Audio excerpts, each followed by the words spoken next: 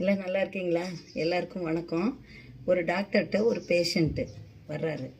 ஒரு விளம்பரத்தை பார்த்துட்டு தான் வர்றாரு. என்ன விளம்பரம் அப்படின்னா, அந்த டாக்டர் என்ன விளம்பரம் போட்டிருக்கிறாரு அப்படின்னா, நீங்கள் என்கிட்ட ட்ரீட்மெண்ட்டுக்கு வாங்க, உங்களுக்கு நல்லா இல்லை அப்படின்னா நான் உங்களுக்கு 500 நான் திருப்பி தந்துடுறேன்னு சொன்னோன்னே எல்லாருக்கும் ஒரே சந்தோஷம்.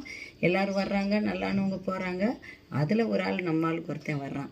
எதுக்கு வர்றான் அப்படின்னா, எப்படியாவது டாக்டரை ஏமாற்றி காசு வாங்கிடலாம் அப்படின்னு சொல்லிட்டு சரின்னு டாக்டர் டாக்டர் வாப்பா வணக்கம், என்ன உனக்கு என்ன பிரச்சனை அப்படின்னு கேட்டால், எனக்கு இது மாதிரி நாக்கில் ருசியே தெரிய மாட்டேங்குது அப்படின்னு சொல்கிறேன்.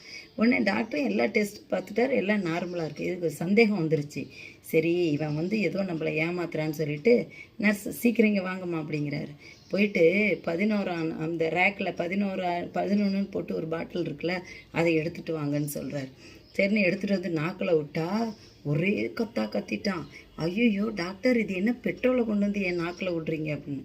பார்த்தியா, கரெக்ட் சரியாயிருச்சு பார்த்தியா, அதனால் நீ எனக்கு 500 கொடு அப்படின்னு சொல்லிட்டு வாங்கிக்கிட்டார். இவனுக்காக எப்படியாவது டாக்டர்கிட்ட இருந்து 500 ஏமாற்றி வாங்கணும். போயிட்டு ஒரு வாரம் கழித்து வரான்.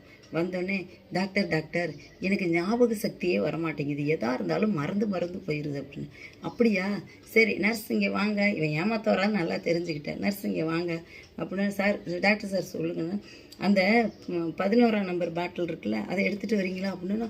ஐயோ அதுவா, அது பெட்ரோல் ஆச்சே அப்படின்னு. பார்த்தீங்களா, உங்களுக்கு ஞாபகம் வந்துருச்சு, எடுங்க 500 அப்படின்னு சொன்னோன்னே இந்த தடவை ஏமாந்துட்டான். 3வது தடவை எப்படியாவது ஏமாற்றி டாக்டர் காசு வாங்கணுங்கிற எண்ணத்தோடு திருப்பி வர்றார். ஒரு வாரம் கழிச்சு டாக்டர் டாக்டர் என்னன்னே தெரியல, எனக்கு கண்ணே தெரிய மாட்டேங்குது. அப்படியா, தவறு நான் எனக்கும் ட்ரீட்மெண்ட்டு பண்ண தெரில உன் வியாதிக்கு, அதனால சரி நான் தோற்று போயிட்டேன், இந்தா நீ 500 வச்சுக்கோ அப்படின்னு சொல்லி ஒரு 50 நோட்டை தர்றாரு. வாங்கி பார்த்துட்டு, என்ன டாக்டர் 50 நோட்டை கொடுத்து 500 வாங்கிறீங்க, பார்த்தியா உனக்கு கண்ணு தெரிஞ்சிருச்சு, எடு 500 பிடுங்கிட்டு விட்டுட்டார். இது மாதிரி வாழ்க்கையில் நம்மளை ஏமாற்றலான்னு நிறைய பேர் வருவாங்க. அவங்கக்கிட்டலாம் ஏமாந்தாலும் கவலைப்படக்கூடாது. ஏமாந்துட்டோமேன்னு ஏமாறாத அளவுக்கு தான் நம்ம பார்த்துக்கணும் ஃபஸ்ட்டு.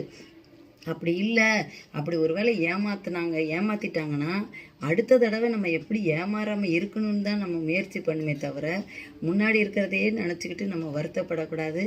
டாக்டர் மாதிரி சமாளிக்க தெரியணும். எவ்வளோ பெரிய பிரச்சனை உள்ளவங்க வந்தாலும் சமாளிக்க தெரிஞ்சேன்னா வாழ்க்கையில் கண்டிப்பாக நீங்களும் நானும் நல்ல நிலைமைக்கு வருவோம். எல்லோரும் நல்ல இடத்துக்கு வர வாழ்த்துக்கள். நன்றி, வணக்கம்.